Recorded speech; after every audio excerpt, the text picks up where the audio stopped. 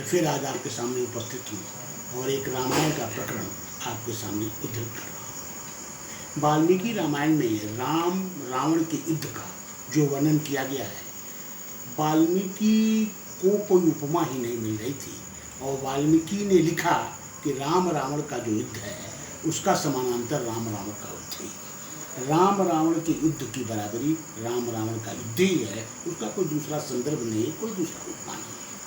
राम रावण के युद्ध में धर्म की जीत होती है, रावण पराजित होता है, मृत्यु प्राप्त करता है और विभीषण को राज्य मिलता है।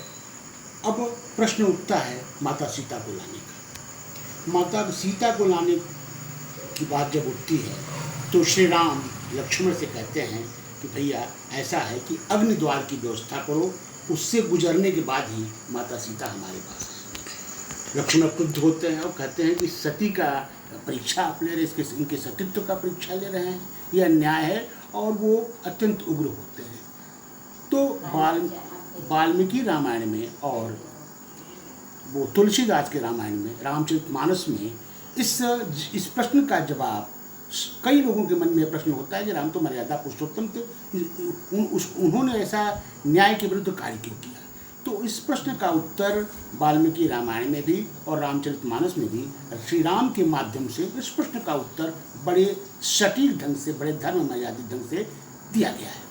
श्री राम लक्ष्मण को बताते हैं कि सीता स्वयं महान सती स्त्री थी और उनके स्पर्श मात्र से ही रावण जो है वो समाप्त हो जाता, इसलिए उन लोगों ने एक नरलीला किया और श्री राम ने अग्नि देवता का आवाहन किया और सीता उस अग्नि में समाहित हो गई और उनके जगह पर उनका छाया रह गया और उस छाया का लंका पति रावण हरण किया और वो छाया रूपी सीता जो है वो अशोक वाटिका में रही। और जब लड़ाई समाप्त हुआ, रावण का वध हुआ, तो यह अनिवार्य हो गया कि ये छाया रूपी सीता अग्नि में प्रवेश करे और वास्तविक सीता जो है वो प्रकट हुई। और इसी मर्यादा को ध्यान रख करके श्री राम ने कहा कि सीता अग्नि द्वार में प्रवेश करें और सीता अग्नि द्वार में प्रवेश करती है और वास्तविक सीता फिर श्री राम के पास आती हैं। तो यह जो काफ़ी लोगों के मन में जो एक भावना है, ये एक विचार है, एक कॉम्प्लेक्स पैदा होता है कि श्री राम मर्यादा पुरुषोत्तम श्री राम होने के बाद भी माता सीता की सतीत्व की परीक्षा के लिए, अग्नि परीक्षा के लिए इसका एक पर्याप्त समाधान है, क्योंकि एक नर लीला रची गई थी।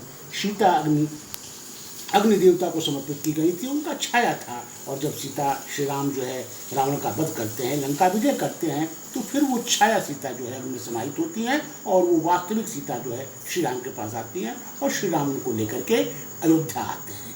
ये एक स्पष्टीकरण है जो वाल्मीकि रामायण में और रामचरितमानस में भी तुलसीदास ने और महर्षि वाल्मीकि ने दिया है, जो यथोचित है और पर्याप्त रूप से धर्म मर्यादित है। श्री रामचंद्र मर्यादा पुरुषोत्तम श्री राम के आचरण के सर्वथा धर्मानुकूल है। राधे राधे।